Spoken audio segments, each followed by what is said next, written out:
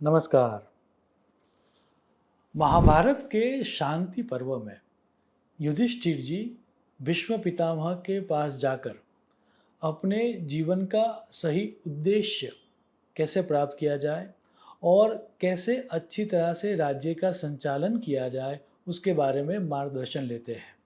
उसी में एक टॉपिक आता है आलस का, और उसके बारे में बात करते हुए क्यों जीवन विकास के लिए, क्यों अच्छे गवर्नेंस के लिए, या फिर क्यों अपने आत्मिक विकास के लिए लेज़ीनेस को वर्स एनीमी किया गया है, उसके बारे में बात करते हुए विश्व पितामह ने कही हुई ये कथा है, जो ये कहती है कि जो आलसी व्यक्ति होता है उसको अपनी आलस ही मार देती है, उसको अन्य किसी दुश्मन की आवश्यकता नहीं रहती।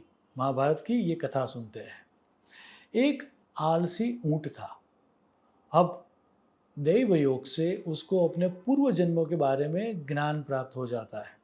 तो उसको समझ में आ जाता है कि यदि दुख से मुक्ति चाहिए तो तपश्चर्या या मंत्र जाप या ध्यान करना होगा। तो क्योंकि वो ये मंत्र जाप करना तो उसकी आलस के सिंक में था, तो एक जगह पर एक गुफा में वो बैठ गया ऊँट और मंत्र जाप करने लगा। अब क्योंकि मंत्र जाप का फल तो मिलता ही है, कुछ समय के बाद ब्रह्मदेव प्रसन्न हुए। प्रसन्न होकर उन्हें बोला कि तुम्हें क्या चाहिए। तब ऊँट उनसे ये मांगता है कि खाने पीने के लिए मुझे काफ़ी दूर दूर तक जाना होता है। सो आप ऐसा करो कि मेरी गर्दन को 100 योजन बड़ी कर दो, ताकि मुझे खाना खाने के लिए कहीं दूर जाना ही ना पड़े। ब्रह्मा जी हंस के तथास्तु कह देते हैं। अब ऊँट का समय बहुत अच्छे से जा रहा है, कहीं जाना ही नहीं है, वो एक गुफा में बैठा हुआ था। जब भी खाना चाहिए अपनी गर्दन को बड़ी कर देता और खा लेता। ऐसे ही समय व्यतीत हो रहा था, लेकिन कुछ समय के बाद बारिश की मौसम आई और इतनी घनघोर बारिश हुई कि उसकी जो गर्दन बाहर थी उसको उसको किसी भी तरह से मरोड़ कर गुफा में लाना पड़ा। अब क्योंकि बारिश बहुत हो रही थी तो बारिश से बचने के लिए अन्य वन्य जीव भी गुफा में आ रहे थे। वैसे ही उस गुफा में एक मेल और फीमेल जैकल या शियाल आ जाते हैं। ये जो ऊँट की गर्दन थी उसको पेड़ समझ के उसके ऊपर चढ़ जाते हैं। अब वो बैठे ही थे, तभी उनको भूख लगती है, और ये जो ऊँट की गर्दन थी वो बड़ी ही मुलायम थी, तो उसको खुरेदना वो स्टार्ट करते हैं और उसमें से फिर उनको जो पसंद था उस तरह का मांस भी मिलता है। तो आहिस्ता आहिस्ता वो गर्दन को खाना स्टार्ट करते हैं। क्योंकि गर्दन बहुत लंबी थी, ऊँट को काफ़ी समय के बाद समझ में आता है। जब तक समझ में आता है तब तक काफ़ी लहू निकल चुका होता था और ऊँट पीड़ा में जाकर मृत्यु को प्राप्त करता है।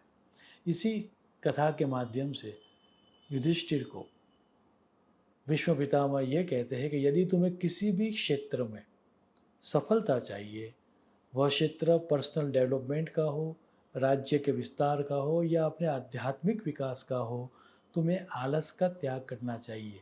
और वह समझाता यह सूत्र महाभारत में दिया गया है। भूति ही श्री ही ध्रुति ही कीर्ति ही दक्षे वसति न आलसे। अर्थात आलस ही व्यक्ति का सबसे बड़ा दुश्मन है। जो आलसी होता है उसके बाद किसी भी तरह की सिद्धि भी नहीं आती और लक्ष्मी भी नहीं आती। यदि हमें भी हमारे जीवन में कुछ चाहिए तो हमें आलस को त्याग करके पुरुषार्थ को प्रधानता देनी चाहिए। वैसे जैसे ही हम पुरुषार्थ को प्रधानता देंगे, ईश्वर हमें हमारे कर्मों के अनुसार शुभ या अशुभ परिणाम को प्राप्त करवाएगा, लेकिन वो तभी देगा जब हम कुछ प्रयास करेंगे। याद रहे, आलसी व्यक्ति को दुश्मन की आवश्यकता नहीं होती, उसकी आलस ही उसका दुश्मन बनकर उसको मार देती है। शुभम भवतु। प्रणाम।